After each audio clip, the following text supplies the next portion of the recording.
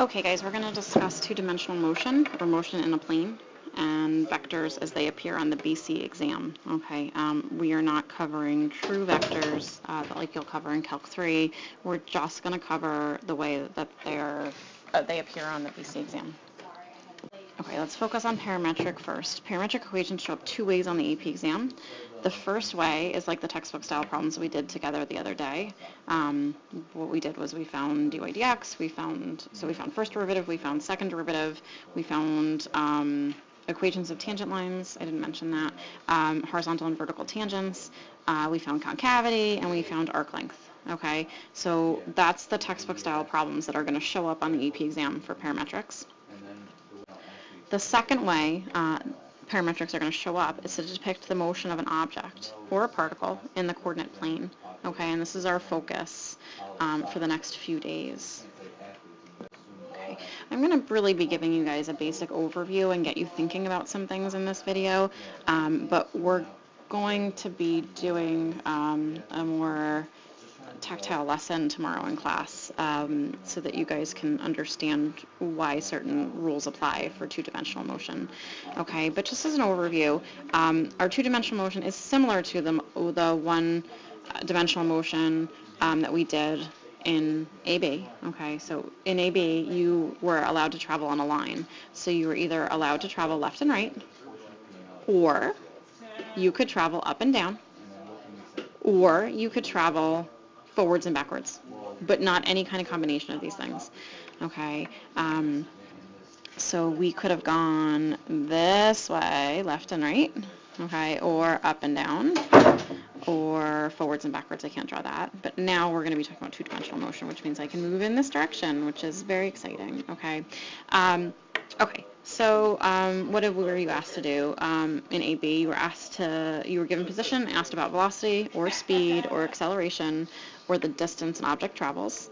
And you should refresh on how we found each of those things. Okay, you will be asked to do a one-dimensional motion problem on your BC exam, but the focus on motion is going to be a two-dimensional motion problem. But you still need to know what you did for AB.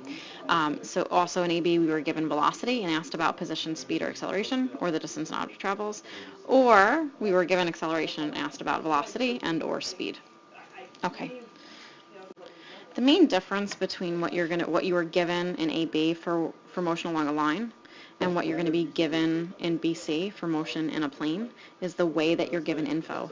Okay, for one-dimensional motion, you're given a single equation for x of t or y of t, or one of their derivatives. We had x of t equals t squared plus 2t minus 4, and we had an object moving along the x-axis. Okay, it was moving left and right. And different problem, we had y of t equals t cubed minus 3t squared plus 2t minus 7. We had just an equation for y of t, and it was our position along the y-axis. Okay, and it was an object that was just moving up or down. Or we were given one of their derivatives. Okay, but in 2D motion, because you're moving, like I said, not just up, down, left, right, you're allowed to move in the entire plane. You're given a pair of equations that represent the x component and the y components for either position, velocity, or acceleration. Okay, so we want to talk about what these components are and what they represent, but just as an emphasis, there is no such thing as a position function, a velocity function, or an acceleration function. There are only components to these, okay? And the components, it doesn't matter if we're given them parametrically or in the vector form. We have components to position, and we have components to velocity, and we have components to acceleration. Okay, so think about, our position is going to be given, I'm going to have x as a function of t and y as a function of t. So I will have, x of t and y of t, just like we had in parametric form that I had x as a function of time and y as a function of time. So I have my x of t and my y of t. Okay, so think about how your velocity would have to be given. I want you to think about it, pause, and come back. Okay, if position is, I have an x component and a y component, x of t and y of t, then my velocity will also be in component form, and I find my velocity by taking the derivative of my position, so my velocity will be in this form. Okay, the components for velocity would look like this. Okay, so if my position in the x direction is x of t, then the velocity in the x direction will be x prime of t. If the position in the y direction is y of t, then the velocity in the y direction will be y prime of t. Okay, so go ahead and pause again and tell me what the form for the acceleration components would be. Our acceleration components would look like this: the second derivative of x and the second derivative of y. Okay, so again, it's important to understand that there are no functions for position, velocity, acceleration now. There are components. Okay, and an x component would be in an x direction, which would give me, well, think about it. Is it a left-right motion or is it an up-down motion? Okay, and hopefully you're thinking, oh, it's a left-right motion. And then the y components are going to tell me about the up-down motion. Just to sum it up, these components describe the path of a moving object, and just FYI, the path may cross itself or retrace part or all of itself. Okay? And just like what we saw when we were graphing our parametric equations to begin with, as the t values vary, so will the x and y components of whatever information you're given. Okay, so I don't know how much I've said this, but there's little, if any, difference between or in 2D motion when you're given your equations in parametric form versus vector form. Okay, it's essentially the same problem. It's just the way that you're given the information and the way that you're writing the answer that's different. But all the procedures are exactly the same. The processes are exactly the same. And the main reason for that is because the vectors on the BC exam are vectors in name only. We're presenting them in vector form, but that's pretty much it. Okay, the difference is that instead of parametric form being a list of two functions, in vector form we write our equations as an ordered pair. Okay, so what would that look like? Okay, let's talk about what the position vector, the velocity vector, and the acceleration vector would look like. Okay, so the components, the position parametrically, were x of t and y of t. Now we're writing it as an ordered pair, so that would look like this.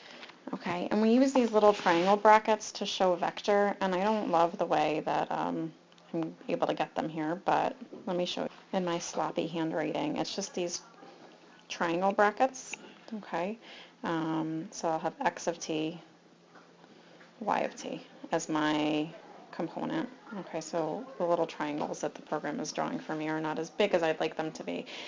You'll see sometimes on AP that they'll use regular parentheses, like an actual ordered pair, instead of these triangle brackets, but these triangle brackets are just more, they're just more correct.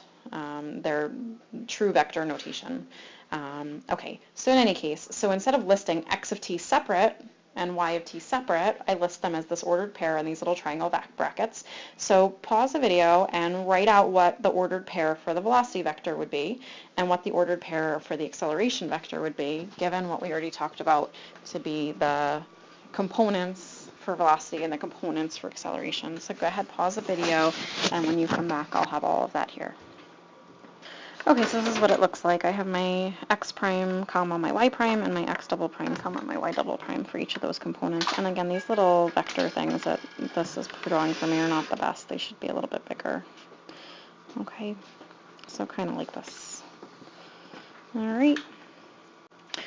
Okay, so a lot of what I want to discuss with you guys, I feel like I need to have you guys come up with after you see two-dimensional motion. So we're going to push each other around tomorrow a little bit. But I want you guys to consider the following questions tonight. So I want you guys, you're going to sometimes see some new language, and that language is the magnitude of the velocity vector. Okay, and I want to know what you think is meant by that. And my hint is, what does magnitude mean?